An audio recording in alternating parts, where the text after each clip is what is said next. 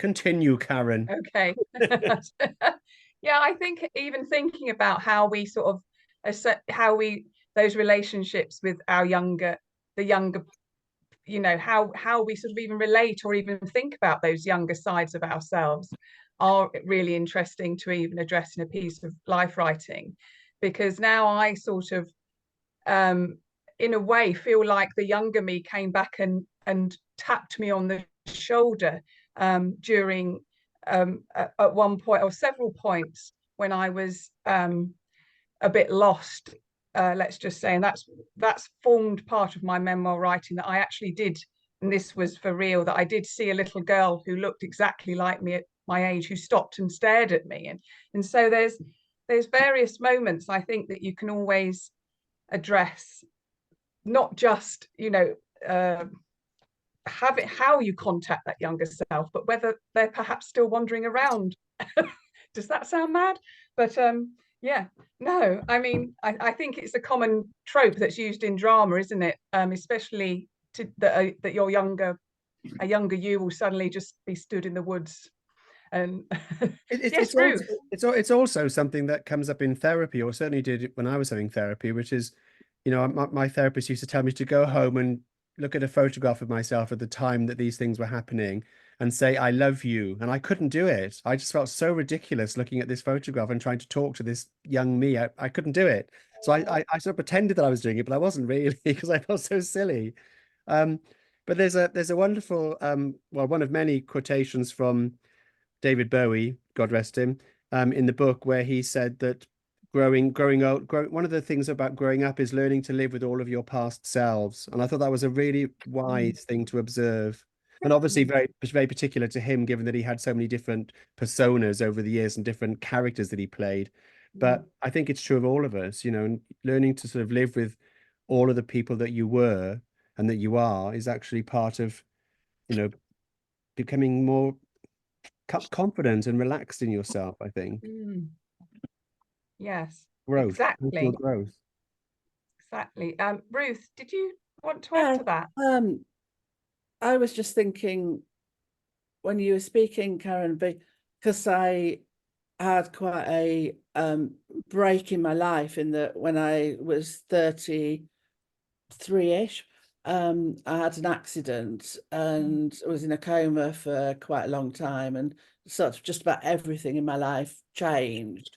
So I had a long period of I was in a coma for a long time, and then I didn't know what had happened, and then sort of a very slow, long recovery.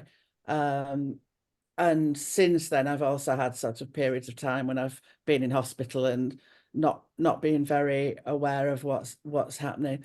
But it's interesting because that sort of looking, I sort of almost see my life in sort of these different bits anyhow. And then it was just listening to that thing about, how you see your former selves, or, because I feel as if I sort of carry this other person with me who, was able to work and do all sorts of things, walk and do, all sorts of things that I can't do now. But yeah, it's interesting really, because I think when Paul was saying about therapy, I've done quite a lot of very gentle writing groups with people with brain injuries, which was my one of my issues. And yeah, it's quite reassuring really hearing, you saying about how everybody has so many different selves, because I think when something like that happens to us and it's so dramatic in a way, then it sort of becomes much more obvious. But my partner has got MS, and she's sort of gone, she hasn't had that sort of one self to another self, but in effect has changed just as much. But it's sort of different. Do you see your life very much as before that happened to you and afterwards? Oh, absolutely. Feels, yeah. Because, and also because my memories are mucked up, and there are some things that, stupid things, like before I hated tomato soup and now I can eat it. And I don't recognize people's faces who I didn't know before my accident, but if I knew them, they're stuck in there come what may, however much they've changed and things. Oh, that's There's interesting. all sorts of odd things that are, you know, obviously to do with your brain and whatnot. But yes, I very much see. There's lots of dramatic potential in what you were Oh just saying, yes. because even just the talking about not liking tomato soup and then liking it. I mean, that's so really strong. That's really strong, isn't it? It's such a strong thing to think about. It's a great metaphor in a way for it's very, and very visual. You can see I can see a film with the person, you know, being given tomato soup and saying, "But I don't like tomato soup," and then suddenly deciding they do like it after all. They didn't. The first thing I ever got published, but was a while ago, you know, sort of post accident. And it was, I went off to do a writing course and I was really frustrated because I couldn't do very much of it. And so I ended up writing this thing, which was really to explain to the other people why I wasn't sort of 100% with them. And it was, at the time, it was called, you know, have you ever Googled how to pull your tights up? And it was something that I wrote, and that was so much of the sort of thing about, you know, sort of these things that I could do without thinking about it. And then, you know, sort of would cause me great difficulties sort of afterwards or whatever. But yeah, and I suppose that was very sort of visual as well, you know, or Yeah. that's from it. But Yeah. anyhow, yeah. Well, I look forward perhaps to hearing some I'm of sure the you will. material, Ruth. Yeah. Brilliant. Well, welcome, Stephen. Hello. Um, Sorry to be so late. oh, don't worry. You're here now. That's fine. I don't know if you caught Paul reading out part of his I Remembers that he developed. I did a little bit. Yeah. Okay. But oh, sorry, go on. Oh, sorry. You go on. You finish. Have you finished, love? Have you finished? I think I have finished, but I just going with Ruth was saying, I've just, it's neither here nor there, but I just suddenly had this extraordinary memory from childhood about my father buying a vacuum cleaner from a salesman, and he gave him half the money in cash and half the money in stolen boxes of tin tomato soup. Sorry. Now, one of you That's needs to brilliant. steal the other person's anecdote and put those two together in a story. Yeah, We could work together. We could work There's together. the punchline. Yeah, I feel a double act coming on. Brilliant. That's great. Thank you. It's funny what triggers memories, isn't it? So yeah, I just before you joined, Stephen, I was asking if anyone would like to read out anything that they've developed or anything they wrote last week. And so we have Francis and Emma who put their hands up. And did you feel like you'd like to share something tonight or not yet? Yeah, I've got something. It's quite short, so yes. Oh, lovely.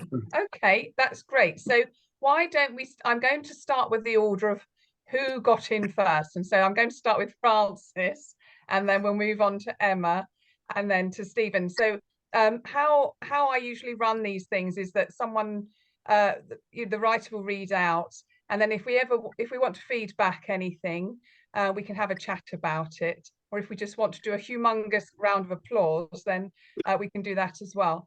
Yeah, it's often good to do a little workshop on what we've heard.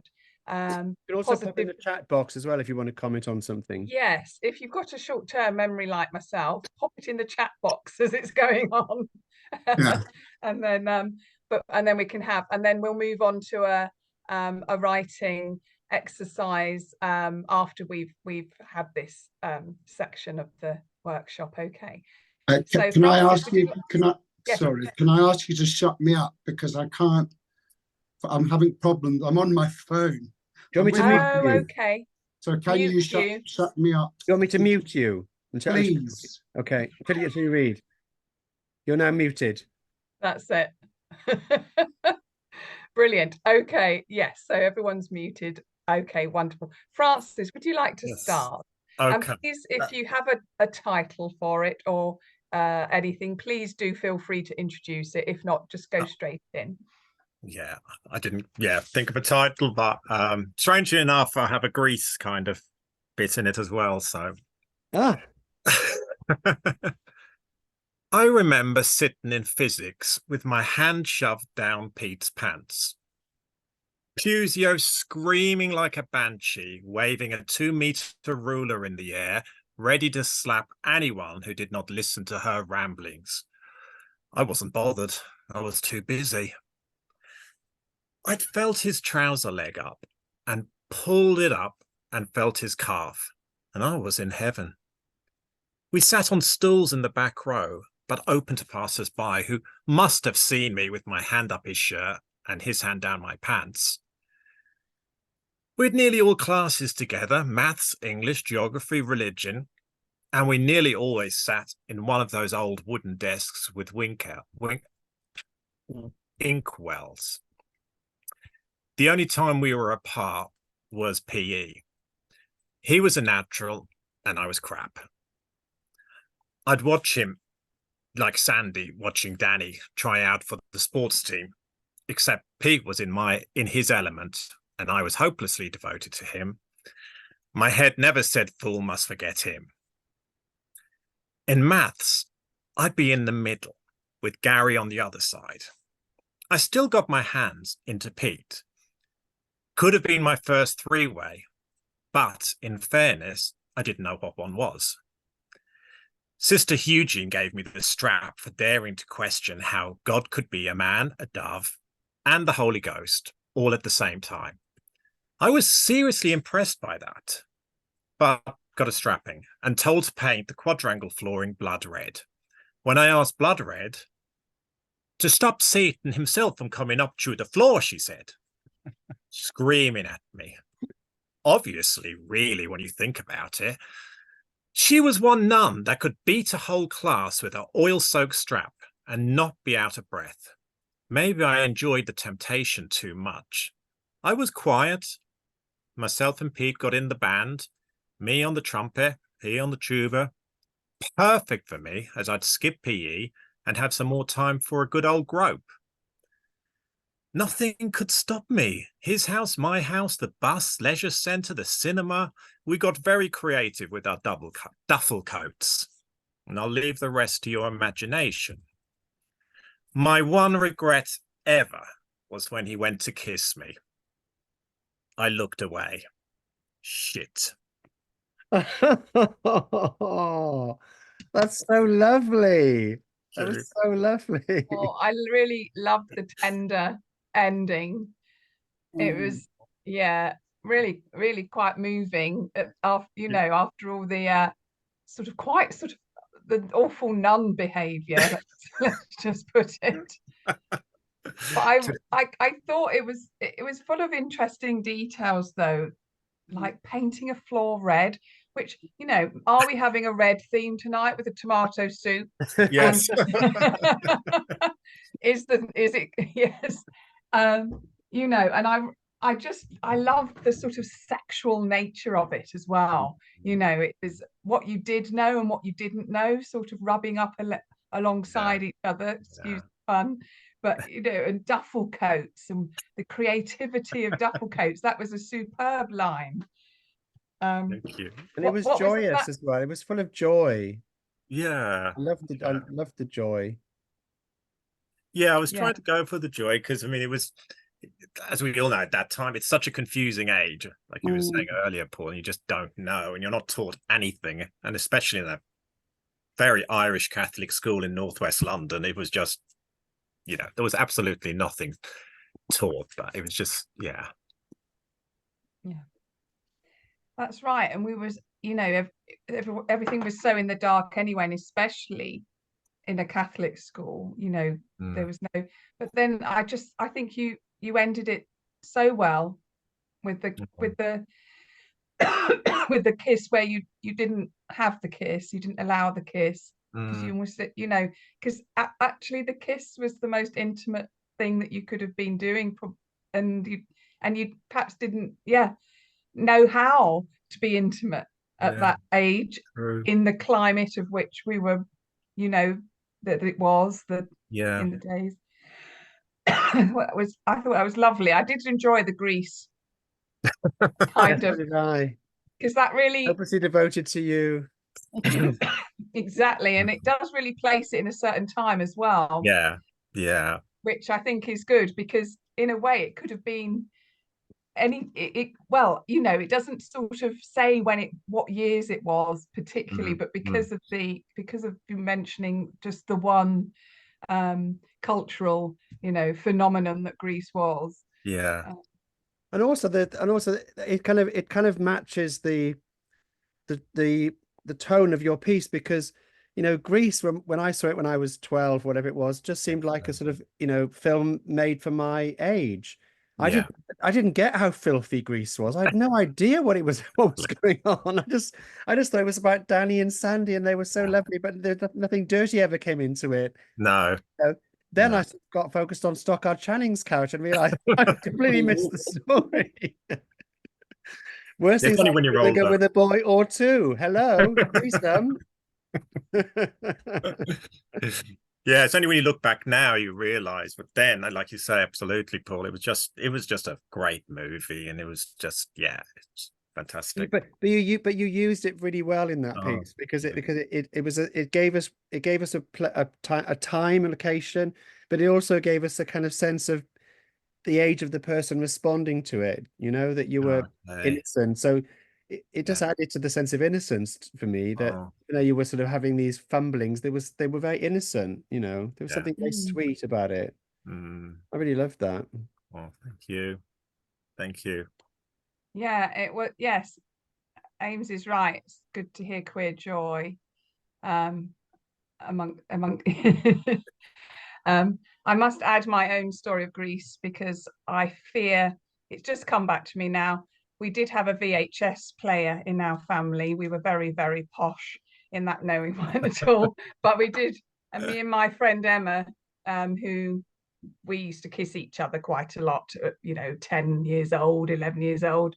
We used to freeze frame on the scene in Greece where they're having the party in the bedroom, and there was one shot where one of the actresses sort of opens her legs, and we used to freeze frame it on that bit. I mean, it's just come back to me. So, you know, how wonderful that, Francis, your piece has triggered. Look at me, I'm Sandra D. Oh, wonderful. Mm. Yeah, but it is great, and Well, it is really refreshing to hear something sort of not shrouded in absolute shame. yeah. Yeah. I mean, it's just, I mean, it was when you brought up about the memories, that to me was like, it's full of memories that time. And yeah, it just didn't know. There was no shame. Just didn't, No. we didn't even get called out, didn't get beaten up or anything. There was no, you know, it was only my own mind then later as you got older that you started going into all the, what was that about? But that's also a nice thing, isn't it? There's that thing that the way that boys are socialized, you know, that there's a time when you're a certain age. I'm seeing it with my friend's sons and with my little nephew at the moment, he's 9, where they're completely free at showing affection to each other, and suddenly they become self-conscious because suddenly they've been told that it's not appropriate, and it's horrible what happens to young boys at that age. Yeah. It's horrible. And my little nephew's now he's got this friend called Harvey, and they are just so huggy and kissy. And then suddenly now, because somebody made a comment about them, he's really, and he, you know, he knows that I'm gay. He understands what that is, but he doesn't want to be labeled as anything. He's 9, you know, and he's become very, very self-conscious now and introverted when he's with Harvey, and it's just so sad, Very sad. you know. Very One sad. of my, it's funny actually, one of my like sort of, you know, sort of extended chosen family, her son's about the same age now, and you know, he's been taken to like drag story time and things from when he, you know, he was tiny, like in Manchester, and she was saying that happened to him where one of his friends, you know, he's very, like, one of his friends is like very expressive with him, and some of the boys apparently went up to him in like the playground and were like, you know, oh, you know, you're gay with, you know, with so and so, and he just turned around and said, so. Oh, No. what a lovely story. Yeah. She was like, yes, my brainwashing worked to some level, it's fine. Brilliant. That's brilliant. Amazing. Fantastic. Oh, good evening, Gary. Sorry, I just wanted to say hello. Welcome. Sounds like I missed something really good. I should watch the recording. Yes, Yes. let's watch the recording. It was very good. Yes, Francis read his piece out. It was excellent. Thank you. Thank you very much for sharing that, Francis. I Oh, look thank forward to you. hearing more. Okay. Thank you. Great. Thank you. Okay, Emma, would you like to read yours? Yeah, sure. So it's about 2.5 pages, so I'll just read the first few paragraphs because it is a bit longer. And I'm being harassed by my cat, so if you can hear that in the background, it's bringing me her wavy thing with a bell on the end. Yeah, so you might hear a bit of that in the background as well. Okay, so I remember noticing it when leaving early to catch the train to London for work on Thursday. Just as I was locking my front door, it was in the corner by the outside wall to my bathroom, laying there, grey, neck limp, with its head twisted at an awkward angle. I didn't have time to deal with it right then. My train was due to leave at 6:56 a.m. and it was already well after 6. And I'd yet to drive to the station, find a parking space, get my prepaid train ticket for the machine, and hopefully still have enough time to buy a skinny latte and an almond croissant before boarding. I would pay for the car parking fee from my phone once on the train. Modern technology is amazing, really, although you'd think the train ticket purchasing app would consistently provide an e-ticket too. It hadn't been the first time I'd seen it. I saw it the day before when putting some recycling out onto my gantry while working from home, thinking that the empty glass wine bottles were piling up far too quickly again. It was sheltering from the pouring rain in the corner outside my next door neighbour's kitchen wall, but I remember thinking then that something must be wrong, as despite the heavy downpour, surely it was bound to have flown away due to all the noise I was making, clanking the empty bottles, but it didn't. It just sat there quiet. Probably quite an old bird, I thought, but alive still. My team only meet one day a month for a face-to-face day. The rest of the time we all work remotely or out and about individually. And this Thursday was the 4th one in the month, meaning a trip up to Clapham High Street for the day. Ordinarily, the only real difficulty is making sure I arrive on time. You can't rely on the trains, and a misconnection at East Croydon can mean up to a 15-minute wait for the overground at Clapham Junction. But this Thursday, it was difficult for a different reason. My mother had an outpatients appointment in Brighton, originally not planned until a Tuesday early next month. It had been brought forward as they had received the results from her recent biopsy. She told me they'd changed the date and asked if I could still come with her. Sorry, I'd said, but it had fallen on a difficult day. I'm in London all day for work. Oh, she said, not to worry. I'll ask my friend downstairs to come with me. A male neighbour of hers, a few floors down within her tower block. They told me to bring someone along, she said. I guess it might be bad news. Yes, I'd said. Difficult all around. That was great. Oh, That's about great. the first third, but it goes on a bit, so yeah. Well, I was completely oh, captured by that. yes, yes. I mean, yes, it would be nice to hear more. Maybe you could read more. Perhaps if you wanted to read the entire thing in the final week or whenever we have perhaps more time. Sure. I was really, like Paul, I was just sort of leaning in because I think it's a very clever piece where you've used what's going on sort of off the side, off, in the wings, so to speak, or backstage. This bird is there, is ever present, whilst you're worrying about the details of life, and then the story of your mother wanting you to be there for her, and you feeling that work is the pressing thing. It was just really, I could really resonate with all of it, but I just thought it was written beautifully, and kind of like you got the details right of how the kind of obsessive nature of work and days sort of take over these things which are needing our attention or wanting our attention, and our care. And I thought that was beautifully put by the bird. It was a bird, wasn't it? Yeah, so it was a pigeon. So it's literally what's just happened over the last week. So it's Oh wow. last week, yeah. So there was the pigeon that died on my balcony outside my front door, and then my mother's appointment and work and stuff. So I just tried to, yeah. Because I remember you sort of said about us writing something that we hadn't told someone before, but I found that really difficult because I kind of, which is probably the point, but it's kind of, if I haven't told someone, it's because I don't, it's difficult to share. So I thought I'd just try and write about my experience this week, what's happened over the last week. Well, I'm glad you did do that because it was a great piece. And there was such a sense of foreboding and tension about it.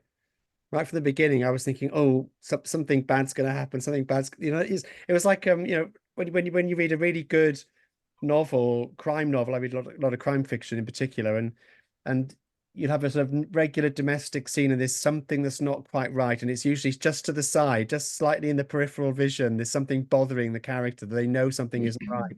And that bird was such a powerful symbol of that.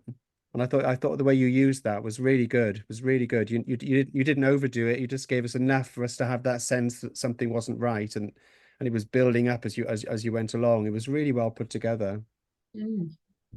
Yeah, I definitely think it was. Yeah, it was full of it was like things aren't okay, but I am sticking to the everyday because that's the only structure that I can depend on. And I think that was a really good structure for the piece as well, because you were talking about days being, not letting the darkness in. And I thought that was really, really strong. So yeah, I mean, you've just, to me, that was amazing that has happened to you this week as well, because it feels like a piece that has been taken and edited finely. Yeah, exactly. That might have, so well done. Thank you. Yeah, I just wrote it on Saturday afternoon. Yeah. Well, I mean, I think, I think most, well, not most, a lot of good crime fiction is about having an ordinary person so the reader can relate. In an ordinary situation where one little thing isn't quite right, and slowly that sense of foreboding builds up and up. Obviously, the same thing happens in horror, but then you go usually into a much further extreme. But that was I thought it was a masterclass. It was perfect. I mean, it's a really good piece. I definitely think, I mean, I would like to hear more of it at some point if we can manage to do that. Thank you. I want to know what happens next, which is always a good sign. It's a page turner. Well, that's it as well. And also, I love the fact that it's almost like a living autobiography. So it might unfold as the weeks go on during this course. You could continue writing about it in that way. And like we were talking about Deborah Levy last week, someone was saying they're a fan, and she's written a series of living autobiographies, which I think are probably published, not actually that close to it, like we can do a workshop and have the material, but it is about using the everyday as the text for this life writing, and it works really well. And I think you're quite a natural at it, Emma, as well, the way that you've been able to digest the concept of it and edit it in sort of almost like in real time. But yeah, well done. Thank you. Fantastic. So right, okay, and now we are going to move on to Stephen. You need to unmute yourself. Yeah. I've done it myself. I just wanted to say, I really enjoyed that, Emma. I just really got the whole feeling of the busyness of the brain and the busyness of emotion. And you're in a train station and the pigeons. It's incredible how much we can actually pick up at the same time. It's like signals coming from all over the place and coming from inside. And I think you are a bit of a natural, to be honest. I remember last week just laughing so hard at your one-liner, I could hardly stop. And I wanted to say to Francis, just what a beautiful evocation of the flush of how exciting and innocent and clean. You know, that the cleanness of children.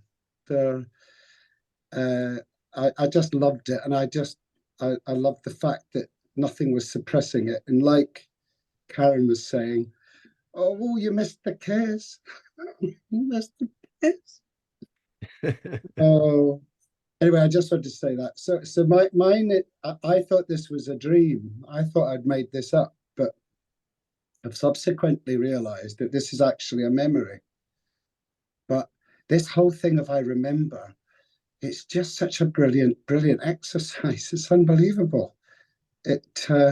Anyway, I'll shut up and I'll do it. I've called it Hurricane. I remember remembering my mother saying, "Up you get, wee man." Families must have been cowering under tables because on the roofs of tenements, chimneys were toppling. I remember remembering tree shadows dancing on my cowboy wallpaper while my mother shoves my arms into my blue duffel coat. I remember her yanking my green baklava onto my head. Balaclava, not baklava. I remember her yanking my green balaclava onto my head and pulling my hair, and I cried. I remember remembering she was so thrilled. She was all big-eyed, pushing me out the door, down the close stairs, with the wind screaming. And then we went out into this storm. Research has told me that this remembrance of me remembering was real. It was Glasgow, the 15th of January, 1968. Most destructive national disaster in the city since records began. I was 8, but we were in it, her and me, forward into this thing like a carnival ride. I remember she had a headscarf with an Eiffel Tower printed on it, and it was flapping like a battle flag, tied tight under her set jaw, her yellow coat billowing. And we're leaning into this wind, me and her and me, her grip on my hand ferocious. And I am weightless. We see a bus shelter fly into the park. We see a car rolled sideways down the road. We see a man clinging to railings, Macintosh rising. We see a big wall fall down and the living rooms behind. We see everything bend, break, tumble, and crumble. We see the devil shake the world with us laughing in its face. Well, my mother was laughing. I like to remembering that I was. And in this choice of my remembering, I am fucking transcendental. That's it. Oh my God, that was fantastic. What? That was like a movie. That was like a movie. I was completely in there. Oh my God, the bit about the headscarf was fantastic. I loved that. The image of your mother almost like a galleon. Sort of like, oh, love that image. Love that image. She was a crazy one, my mother. Beautiful. It was beautiful. It was really beautiful, and I loved your, as David just written, I remember remembering. Oh, that was beautiful, but it was also really powerful, Stephen. The force of the biggest storm to it. And yeah, the Paris headscarf, but also the way this world just tumbled around you and walls came, I mean, it was just the way you wrote it was so visual as well. I could see it flash after flash after flash of scenes. And also this just beautiful sort of very tender moments between you and your mother. and this, you know, the beautiful relationship it conveyed as well, I thought was just great. And just Powerful. how some details can just tell us so much. Just the image of that headscarf Yeah, created a whole narrative about your mum from that one image. You know, she's in Glasgow, but she's got a headscarf with Paris on it, and it tells me what age she was. It tells me what class she is. It brings up so many things about her, doesn't it? The kind of Yeah, person she is, or she wants to be. It's just fantastically evocative. Really Mm. great detail. Really great detail. thank you. Yeah. I'm glad I also had a duffel coat like Francis. What? I feel, Sorry, yes. go on. And how do you feel So- about tomato soup? My Did everyone have a duffel coat? Yeah, I did. I with feel I've toggles, walked out. sharp tooth shaped toggles. Yeah, yeah. I'm going to get one. So, yeah, I just even loved how it began with the tree shadows on the wallpaper. You know, it just, yeah, it had poetic quality, I think someone's already said. But yes, pulling this balaclava on top of your head, and, you know, it's like, right, we're going out. And it just, I loved it. I loved it was just you and her as well. I just felt the strength of that, because you didn't need to explain anything else. It was just, you know, there was no, you know, whoever else might have been around, if anybody else was around, didn't matter. It's like that's it. So that was the scene. And yeah, so well done, Stephen. Well, thank you. I find that exercise amazing. I'm going to use it a lot. That's just amazing. Like just like pulling threads of a jumper. It's amazing. That's right. It is the gift that keeps on giving as well, as an exercise that you can just use, you know. I will use it for the rest of my life, I think. So well done everybody. I found it sort of, all of it, joyous and very moving, and actually, you know, thank you very much, because it's sort of what I needed to hear as well, all this rich work. So yes, carry on. So tonight I thought we would look at another way of creating or garnering material. So I hope you've all, before I introduce this next exercise to you, I'm just going to give you a moment to go off and get a pen and paper, if you're not got any in front of you. The bigger bit of paper, the better, is all I'm saying. So do not limit yourself to a tiny stick-it note, post-it note, because I don't think it's going to work. I So invented Post-its. I do love a post-it, but not at this stage. So yeah, an A4 would work really well, or even bigger if you've got some old wallpaper. But you know, this is A4 would be absolutely perfect for now.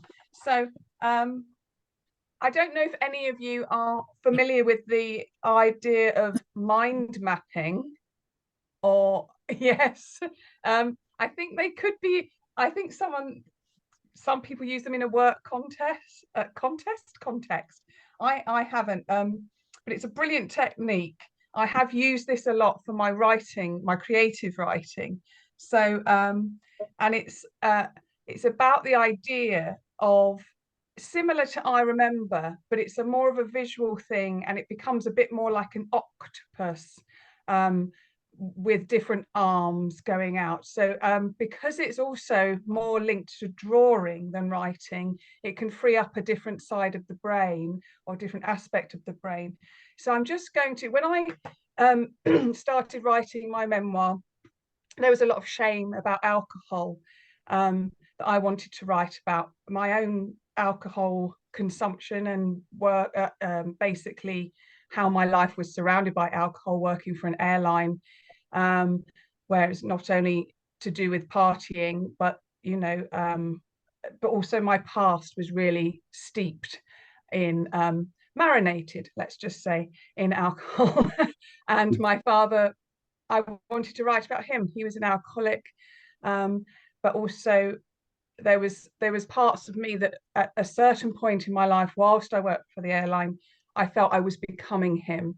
So there was parts of his behavior that I was kind of copying, and it felt very out of control. So that was very shameful period for me to write about.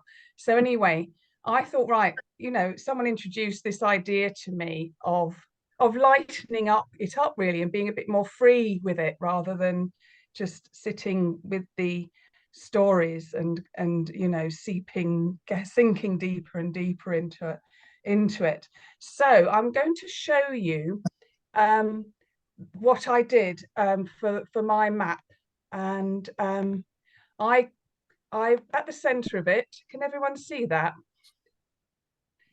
At the center of it, I called it drink, because I thought, well, that's what it is. Okay.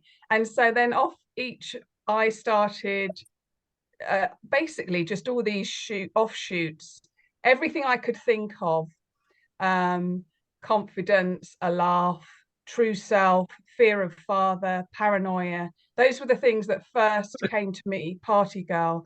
And then off of each of these, like ginger wine, because this was Christmas, and then a display cabinet of drinks. And then it brought me back to the ideas around family Christmases and how there used to be a fun Christmas, which was very boozy, and then a sober Christmas when we had the Methodist side of the family come round, and those we used to alternate each years.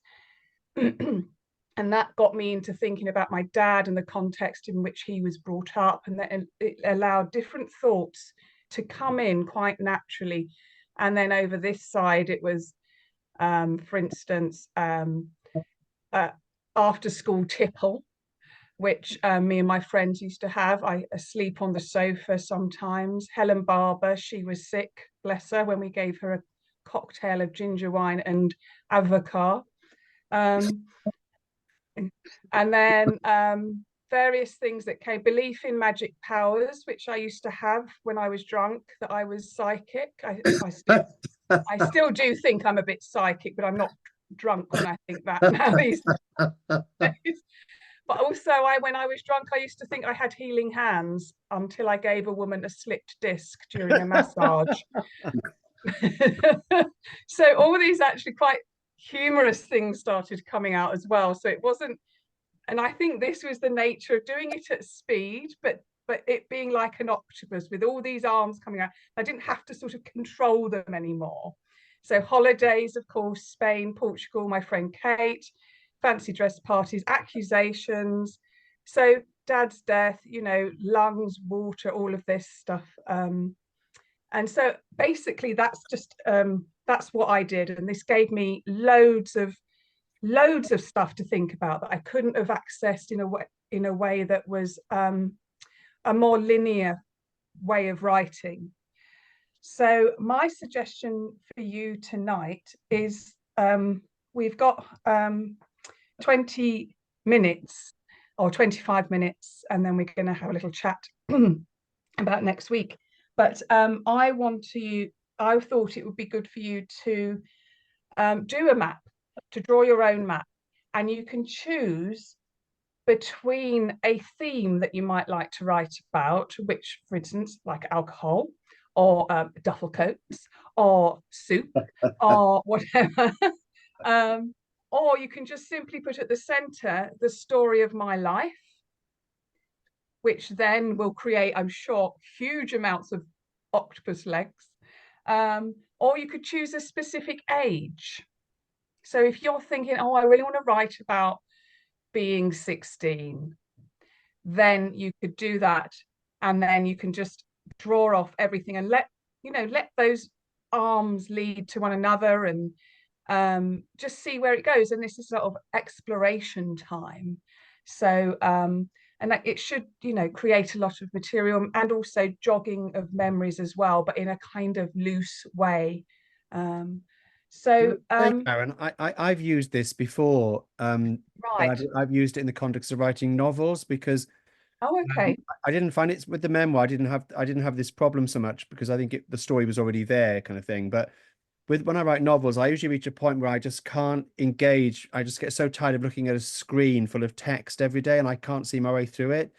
And I think if I can find visual ways of interacting with the material that isn't to do with looking at a screen, it frees up my imagination. So I use post-it notes to do, to do storyboarding and things like that. But this exercise I use a lot for characters. If I feel like a character, I haven't got a grip on them anymore, I will do these maps for the character just to fill in all the gaps that they won't even end up in the book, most of them, but I need to know them. Yeah, yeah. It makes it more rounded. Yeah, yeah. No, that's a really good idea. I'm going to nick that, Paul. I was going to say as well a couple of similar ideas that I've sometimes used. One is that I've done it and done for people. I've sometimes done it and almost done like a hand and sort of started developing their characters and almost mind mapped big hand. But also I've drawn, because I like to do the drawing thing, I've drawn like what I can remember of like my family home and then started putting in stories Oh, and things great. I think anything that involves that sort of is partly writing but also brings something to life a bit. And yeah, I love the mind mapping idea, but yeah, that's those two are a little bit more, they're less free than this is. This is really free, but they both of those have brought up good stuff for me previously. Excellent. Thanks, Ruth. Okay, so right, so if you want to, if everyone got their paper and their pens, you can use felt tips if you like, and and so I'll give you 20 minutes to work on whichever aspect that you're drawn to, and I'd just go with that. And if you want to start a new one halfway through, then that's fine. Obviously, it's up to you. But just enjoy this and see what flows, and I'll let you know when we've got a couple of minutes left. Okay. So maps, here we go.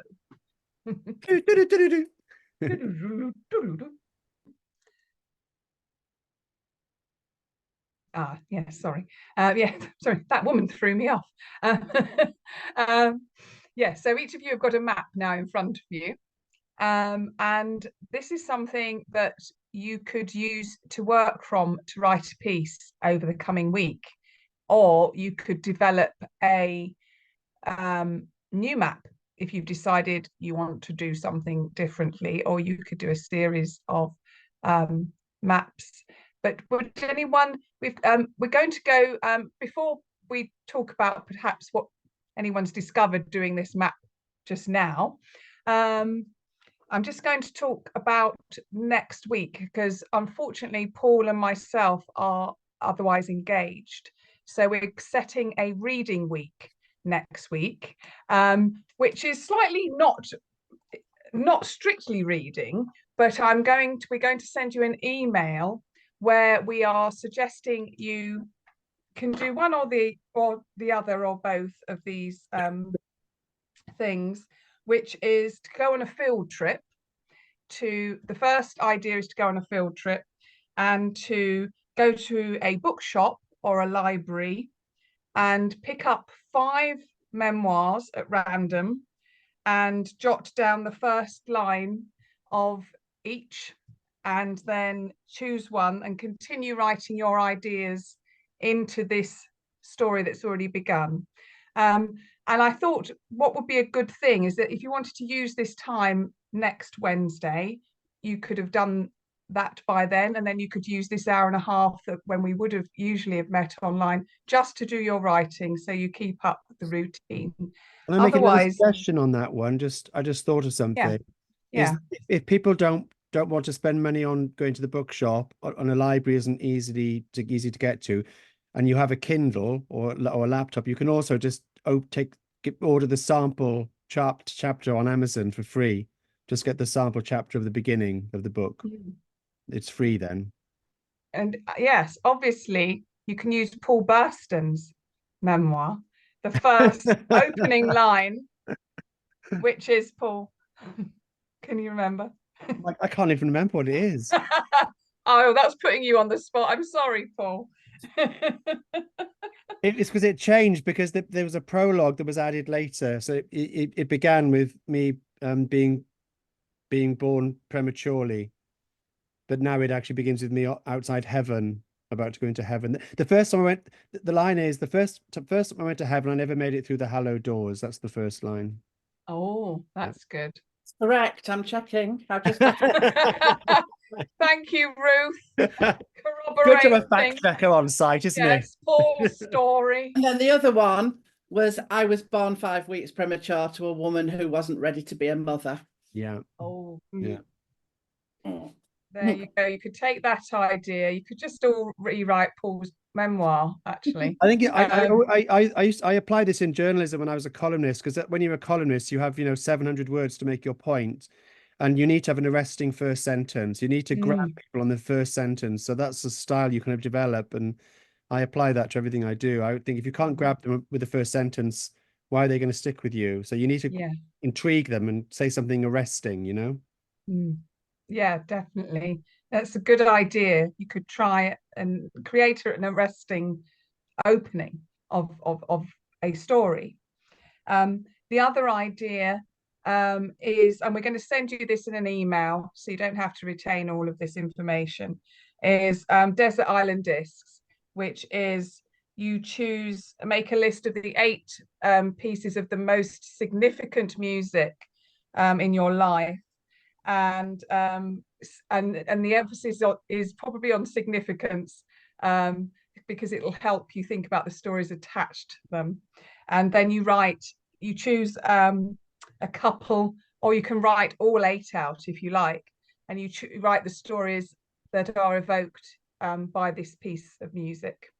So, but I'll put it all in an email for you, and then you can we'll all meet back on the is it the 13th? When is I think it? it's the 13th, yeah. 13th, yeah. And so if you would have a piece of writing ready for then we could hear. So you've got a fair bit of time to work on potentially something that your map has contained, or is there in your map, or you could, this might all be sort of pushing or steering you towards something that then you will explore further with one of these other exercises. And if you want some inspiration for the Desert Island Discs, listen to the latest one with Sandy Powell that went out on Sunday, because it's one of the best ones in ages. It's fantastic. She doesn't choose any music that you think she's chosen to try and impress the listener. She's just chosen the songs that really mean something to her, and it's clear that it's genuine and heartfelt. And you get the story of her life through the songs that she chooses. Completely. You get a complete sense of who this person is from those choices. So does anyone have any questions, or would anyone like to briefly say anything about the map that is in front of them?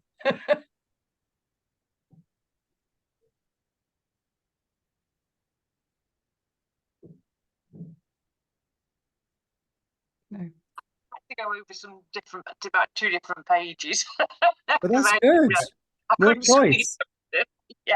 I was surprised it wasn't I didn't end up coming up with details as much. It did feel more like I was actually mapping like chronology, which is still useful actually. But yeah, I was surprised. I thought it would end up I sort of have like little sort of details and anecdotes, but it's kind of different to the exercise we did last week. But you may find, in the same way that when you write something as a draft, when you go to bed or the next morning, your brain's percolated and suddenly you find other things that come in. So you may find that you do end up doing that later on. It may just percolate up.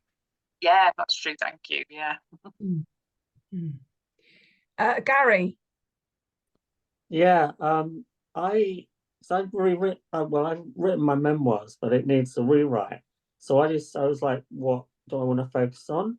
And I just I don't know if it's randomly, but the last years of my high school came in. So I literally just wrote 14, 15 and 16 because they were like the most pivotal. And I just got loads of stuff just from that kind of 3 years. So yeah, it was really interesting exercise, and one thing leads to another and another and another. So yeah, it's been really good. Yeah. Oh, that's good, Gary. And sometimes it's good to sort of focus in as well, isn't it, on a specific time? Because memoir, it feels very large, can't it? It's like it's often finding the story within the story Yeah, that you definitely. want Yeah. to tell. Yeah. I did that as well, Gary. That's really weird. I had like 12 to, that's why I had to go over, because I did 12 to 16, and then I had to like break it into 12 to 13 and 14 to 16 as well, just to tell like another one story. But yeah, it's like, it's strange, isn't it? So yeah, it's really similar experience. Yeah. Oh, great. Well, I hope there's lots of, as Paul said, a lot of this is part about sort of almost allowing things to sort of start, and then when we sleep and there's the brain still continuing it, and things will Like float up. Composting, like yes. composting. It'll start to warm up overnight. Yes, I like to think of it as marinading. Yeah. But it's the same thing. But anyway, it is time, dear people. We have reached 9 o'clock. So thank you so much for your hard week and for sharing your wonderful writing this week. It's quite something. Such a great session. Such a great session. It is. It's really refreshed my parts, that's for sure. Me too. Thank you. And so yes, we won't be seeing you next week, but we will be emailing you, so that there is some structure to it, to your weeks, and that then when we meet back, you'll have probably far too much material. You won't know what to choose to read out. So that's the ambition I have for you. Yes, so Paul will be sending the email, will you, Paul? Yep. I'll forward you my notes on it. Yep. And just wish you well with the writing over the next week or so, and we'll see you back here on the 13th. Is that okay? That's more than okay. Thank you so much. Yeah, Thank you. very much. You're Thank most you. welcome. I'd say, even in 2 weeks, this is such an inspiring class. I'm so pleased. I've learned Thank so you. much just in 2 weeks. It's unbelievable. I know, Oh. it's So brilliant. much. Brilliant. I was Oh. wondering if, I don't know whether other participants would find it useful, but I was wondering whether we might set up some kind of email group. Or a WhatsApp, Would really maybe? use, yeah, or WhatsApp, or I just said email it, just in terms of if people wanted to send any writing. Oh, But yeah, WhatsApp in terms of practical stuff. Because at the moment, I don't think we've got anybody else's details, have we? You've just, If you've given me permission, I could just send you all the emails. So you've got everyone's email addresses. So I won't blind copy it. I'll send you this email with the yeah. information that Karen's just outlined, but I'll send it so you can you'll have everyone's emails. Yeah. If anybody doesn't want that, then I suppose if they tell you, then you would know. But Yeah. otherwise, yeah, I'd be very happy to do that, because I think Okay. it just mean we could contact each other or send something through if we wanted to. Yeah, Cool. I think that's a good plan. that's a great idea. and we could talk about Karen and Paul behind their backs as well. My ears will be burning. They will. I'll And she'll be check. clenching. Yeah. She'll, How she'll be in York. exciting. She'll be in York next week clenching. So there we go. Yeah. I've got enough of that going on already. Exactly. Right. Thank you Have so a much. lovely All right. evening, Thank everybody. you. Thanks, It's great. guys. Thanks. Thank Have you a very great much. day. Guys, thank you so you. much. So much. Bye. Bye, everyone. Bye.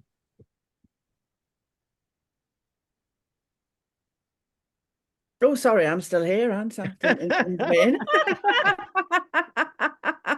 I might see you next week. Yeah, hope to see you next week, Ruth. All right then. Bye. I Take can't care. find my turn off now. Am I still there? Yeah, I'm gone. I can still hear you. Why can't we turn You're my still phone- here. You're still I here, Ruth. know. I can't. I've lost my Zoom. So I've nothing that says shut this down or anything like that. So you might have to throw me out. Put your cursor, wave your cursor on your screen. Yes. Can you see a leave button at the bottom? No, it's gone. That's what's gone. I can't see anything else. Honestly, I don't, and I know I joked about being a creep, but I'm not really. I'm back there. That's it. Yes, I've